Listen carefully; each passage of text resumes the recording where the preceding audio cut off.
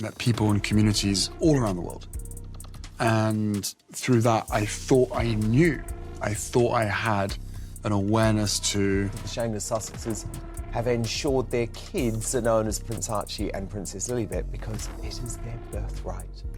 Well, Meghan's biographer Tom Bower joins me. Harry wasn't supposed to be doubted as a father. Fatherhood was meant to save him, to be his redemption arc. But Tom Bower, yes, the man famous for blowing up royal fairy tales, has just flipped the script completely. He's saying Archie and Lilibet's origins might not be what we were told. If he's right, the fairy tale shatters with a single breath. And let me tell you, the way this bombshell dropped, it wasn't gentle, it wasn't cautious, it was explosive. Bower didn't just whisper it, he detonated it. Californian kids to be prince and princess. It's beyond a joke. It's beyond a joke now. Well, it's king and queen of hypocrisy, isn't it? Yeah. I mean, they are the arch hypocrites. For years, Harry leaned on fatherhood as his shield. Every insult, every headline calling him fragile, spoiled, weak, he pushed back with Archie. Whenever Meghan got roasted by the press for fighting with the palace, he held up Lilibet as proof of their California fresh start. Being a father wasn't just personal for Harry, it was his brand, their brand. But Tom Bower's words cut right into the detail Harry and Meghan guarded the most, whether those kids are even theirs by blood. And if that's shaken, the whole Sussex narrative collapses. Think about it. Meghan's pregnancy announcements never fully lined up. Baby bumps that seemed to change size between appearances. While William and Kate proudly stood on the hospital steps, Harry and Meghan skipped all that, trading transparency for a staged photo call. And let's not forget, reports that birth records were sealed, edited, or quietly altered. Now, on their own, these things could be brushed off. But Bower isn't brushing. He's saying all of them together tell a story, one pointing to surrogacy, secrecy, and a question of legitimacy. And that's why this isn't just about family privacy anymore, it's about bloodlines, succession, the monarchy itself, and that's why the world can't look away. He then pedaled back on Harry because he knew it was untrue. It was one of Meghan's many lies. And that is really what's so awful. And that's why Charles tried very hard yesterday to assert the importance of the Commonwealth. He's quite right. Fans forgave Harry and Meghan for playing Hollywood with the photos. They forgave the Netflix cash-ins, even the Spotify disasters. But the bloodline, the royal bloodline, that's sacred. Suddenly, the whispers weren't just whispers anymore. Anonymous forums exploded onto mainstream headlines. GB News asked it out loud, why won't the Sussexes take a DNA test? Even insiders quoted by the Daily Mail warned that silence is only making things worse. The irony here is vicious. The couple who built their rebellion on honesty now look guilty precisely because they won't speak. And behind closed doors, reports say Harry is unraveling, pacing around Montecito, ranting at staff, glued to coverage, spiraling into paranoia. The man once called the therapy prince is now mocked as someone who can't handle his own truth. And Meghan? Oh, she's the opposite. Cold, strategic, allegedly having lawyers draft threats against anyone daring to repeat Bower's claims. To her fans, that looks like smart damage control. But to her critics, it looks like cover-up. And every single day they stay quiet, the fire grows. If there's nothing to hide, why hide it? That's the question eating them alive. He should make quite clear that Harry is not welcome. But everything about Charles is so indecisive. He can't even at the moment decide whether he should wear a uniform or not. On the coronation or breach it. Harry and Meghan swore they left the palace to escape secrets. But Tom Bower is saying survival now depends on keeping the biggest secret of them all. That contradiction? It's brutal. And when Bower speaks, it doesn't stay tucked in royal gossip corners. His words detonated across media. Within hours, fringe blog whispers turned into primetime debates, from gossip to governance. Suddenly, what had been dismissed as crazy conspiracy theories was being treated like a constitutional crisis. Fans went wild. On TikTok, #ShowTheProof racked up 1 million views in just one day. Meghan's shifting baby bump clips resurfaced everywhere, spliced with creators asking, why were palace births so different? On Reddit, DNA or bust threads shot to the top. And then came the memes. Oh, the cruel memes. To please everybody, and yet he poses as a confrontationist. And it doesn't work. So he should have, vis-a-vis the Sussexes, cancelled the titles, and he should make absolutely clear that Harry is not well. One viral meme said it all. A side-by-side. William and Kate outside the hospital with their baby. Glowing. Natural. Next to Harry and Meghan's cold, staged photo call. The caption, transparency versus secrecy. Ouch. And once the internet makes a scandal into a meme, it never dies. Commentators piled on. Piers Morgan gleefully called it the one question Meghan can't sue away. GB News declared it a constitutional issue. Even the Times, usually cautious, couldn't ignore the stark contrast between Sussex secrecy and royal tradition. And behind the scenes, insiders whispered Harry and Meghan were split. Harry wanted to deny it publicly, publicly to scream his truth. Meghan reportedly shut him down, warning that a public denial would only spark louder demands for DNA. That divide wasn't just strategy, it painted a picture of a marriage under strain, Harry cracking emotionally, Meghan controlling strategically. And while the Sussexes hesitated, bigger powers stirred. Royal insiders told The Telegraph the palace viewed the scandal as toxic but survivable if everyone stayed silent. But silence cuts both ways. Critics asked, if the palace is silent too, doesn't that sound like acknowledgement? Doesn't that mean there's something there? Parliamentarians even began whispering, if there's doubt about bloodlines, there's doubt about succession. That's not gossip, that's governance.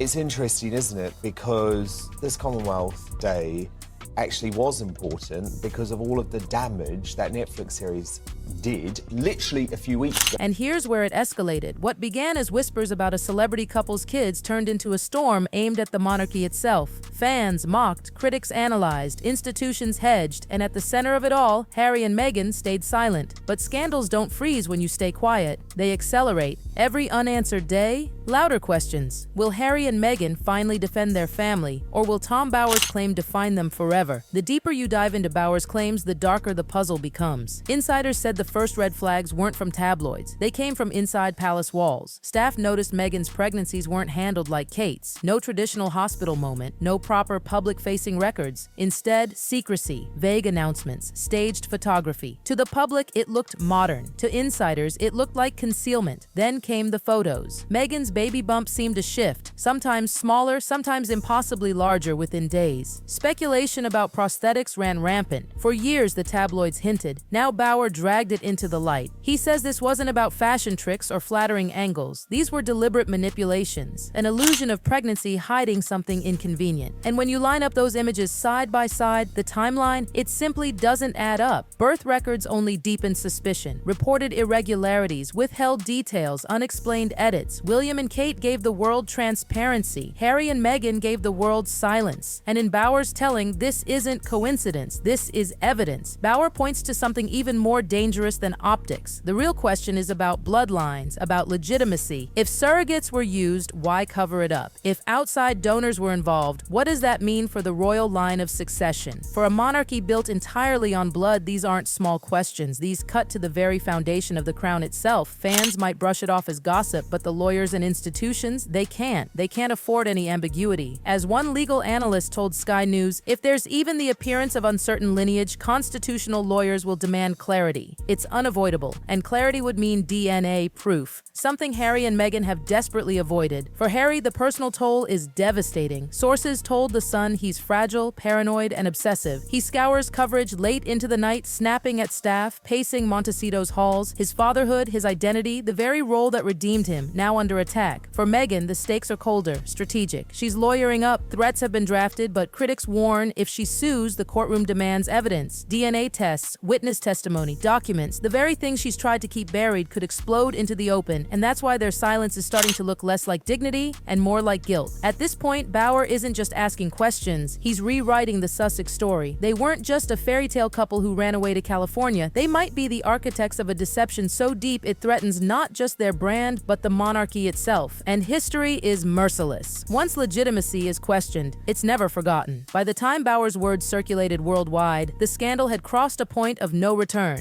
What began as whispers about bumps and babies now looked like a constitutional storm. The most dangerous part wasn't what Bauer said, it was what Harry and Meghan didn't say. Every moment of silence from Montecito was gasoline on the fire. Fans took the lead. Outside Buckingham Palace, protesters waved signs, DNA or done. On TikTok, creators stitched Harry's speeches about honesty with clips of Meghan's bumps, demanding answers. On Twitter, #RoyalDeception trended alongside Meghan's Oprah interview clips about authenticity. The contrast was brutal. The couple who accused the palace of lies now stood accused of creating the biggest lie of all. And then came the business fallout. A former Netflix executive whispered to Variety that the streaming giant was terrified. Billions tied up in content and deals could go up in flames if the Sussex fairy tale collapsed. collapsed, Spotify had already walked away. Would Netflix be next? Publishers also worried. Who wants to tie books to a family brand that might implode under DNA questions? For Meghan, who built her empire on monetizing the Sussex story, this was the nightmare. Not just bad PR, financial ruin, even the palace, famous for its silence, began adjusting. Correspondents reported courtiers were strategizing distance, protect the crown, but leave Harry and Meghan exposed. One insider summed it up perfectly. Don't interfere, but don't embrace. A cold dance.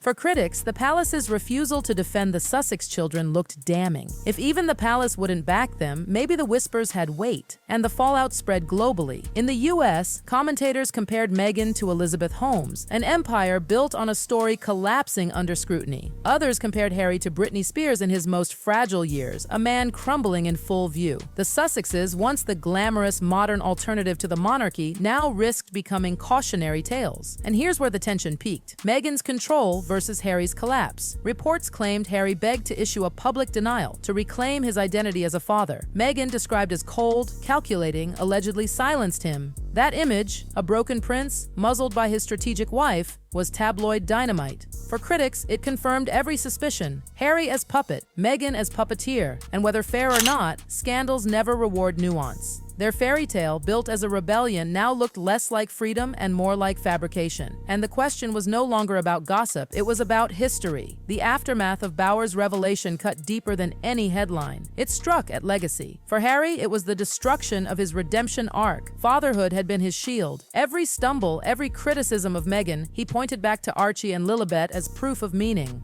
Now that shield is gone, reports say he's paranoid, haunted, spiraling. The therapy prince reduced to a man consumed by secrets. For Meghan, the fallout looks different. Less broken, more calculating, legal threats drafted, lawsuits prepared. But here's the paradox. The second she files a case, the door swings open to evidence. DNA, documents, testimony. Everything she's fought to keep hidden could be dragged into daylight. Silence fuels suspicion. Action risks exposure. Either way, she's trapped. And her carefully crafted image, Meghan the truth teller, Meghan the fighter against palace secrecy, crumbles. She demanded transparency from the monarchy. Now critics say she's the one building walls of secrecy. The monarchy itself isn't safe either. By refusing to back the Sussex children, the palace feeds the speculation. Analysts argue it's deliberate. Better to sacrifice Harry and Meghan than risk tainting the crown. And that chilling calculation leaves the final question hanging. Will Archie and Lilibet be remembered as royal heirs or as symbols of scandal? In the end, Tom Bower didn't just stir gossip. He cracked the one story Harry and Meghan couldn't afford to lose. The story of their family. Without that fairy tale, the empire, Netflix, books, speeches, looks fragile. Without that fairy tale, they risk being remembered not as freedom fighters, but as illusionists. Because scandals fade, but bloodline questions, they never die. And the final irony is devastating. Harry and Meghan fled the palace to escape secrecy. Yet now it's secrecy that may destroy them. If Tom Bower can rattle the monarchy with a single allegation, imagine the chaos if proof ever surfaces. And when it does, it won't just be a headline, it'll be history.